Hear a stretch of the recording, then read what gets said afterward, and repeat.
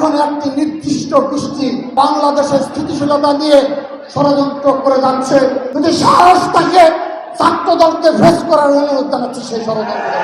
সকল ছাত্র সংগঠন এই গুপ্ত রাজনীতির বিরুদ্ধে অবস্থান নিয়েছে। যারা ইসলামের নাম ধরে সারা দেশে করছে, এদের বিরুদ্ধে আমৃত্যু লড়াই করবো আমরা। এই একটি গুপ্ত সংগঠনের মতো, একটি মুনাফিক সংগঠনের মতো আপনারা যদি বেইমানি করেন, আপনাদেরও পতন অনিবার্য হবে। বিগত 15.5 বছর গুপ্ত রাজনীতি করেছে, তাদের রাজনীতি পুরোপুরি গুপ্ত রাজনীতির উপর নির্ভরশীল।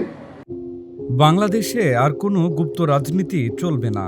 জামায়াত ইসলাম এবং ছাত্র শিবিরের সবগুলো কমিটি প্রকাশ করতে হবে। আমরা দেখতে চাই তাদের কয়েক লাখ নেতাকর্মীদের কেউ কখনো পারিবারিক, সামাজিক, ব্যক্তিগত সমস্যামুক্ত কিনা, তাদের বর্ণনা অনুযায়ী তারা কি ভিন্ন গ্রহের ফেরেশতা কিনা তা যাচাই বাছাই করার সময় এসেছে। এভাবেই জামায়াতে ইসলামী ও তাদের ছাত্র সংগঠন ইসলামী ছাত্র শিবিরকে টার্গেট করে হুঁশিয়ারি দিয়েছেন ছাত্রদল সভাপতি রাকিবুল ইসলাম রাকিব।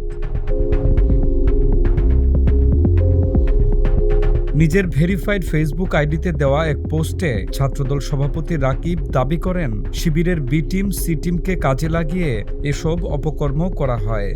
তিনি লেখেন, বিএনপি তার অঙ্গ ও সহযোগী সংগঠনের লক্ষ লক্ষ নেতাকর্মী শুধু নয়, সমর্থকও যদি বাংলাদেশের বাস্তবতার নিরিখে ব্যক্তিগত, পারিবারিক, সামাজিক নানাবিধ অরাজনৈতিক কোনো সমস্যায় জর্জরিত হয়, সেটা নিয়ে শিক্ষা প্রতিষ্ঠানে মব করা হয়, শীর্ষ নেতৃবৃন্দের নামে নোংরা ও অশালীন স্লোগান দেওয়া হয়, সোশ্যাল মিডিয়ায় একের পর এক গুজব ছড়ানো হয়, সাথে সাথে সত্য মিথ্যার মিশ্রণে ফটো কার্ড তৈরি করে পুরো সোশ্যাল মিডিয়ায় ছড়িয়ে দেওয়া হয়। অধিকাংশ ক্ষেত্রে এই ধরনের অপকর্মগুলো শিবির সরাসরি ফেস না করে শিবিরের বি টিম এবং সি টিমকে কাজে লাগায়।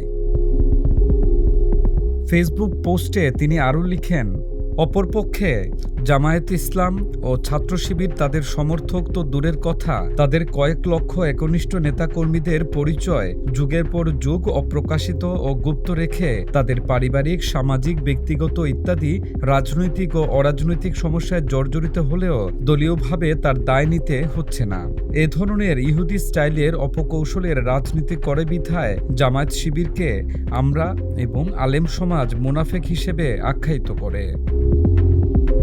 হুঁশিয়ারি দিয়ে ছাত্রদল সভাপতি দাবি করেন, এই অবস্থা আর চলতে দেওয়া হবে না। লক্ষ লক্ষ নেতাকর্মীদের গুপ্ত রেখে বিএনপিকে রাজনৈতিকভাবে হেয় প্রতিপন্ন করার এই অপকৌশলের রাজনীতি আর চলতে দেওয়া হবে না। অচিরেই এই বিষয়টি রাজনৈতিকভাবে সুরাহা করা হবে। যারা সোশ্যাল মিডিয়ায় নিজেদের অবস্থান স্বীকার করেনি, গুপ্ত শিবির, তারা আরো কত ভয়ঙ্কর, আপনারা একটু ভেবে দেখুন তাদের অবস্থান কত ভয়ঙ্কর।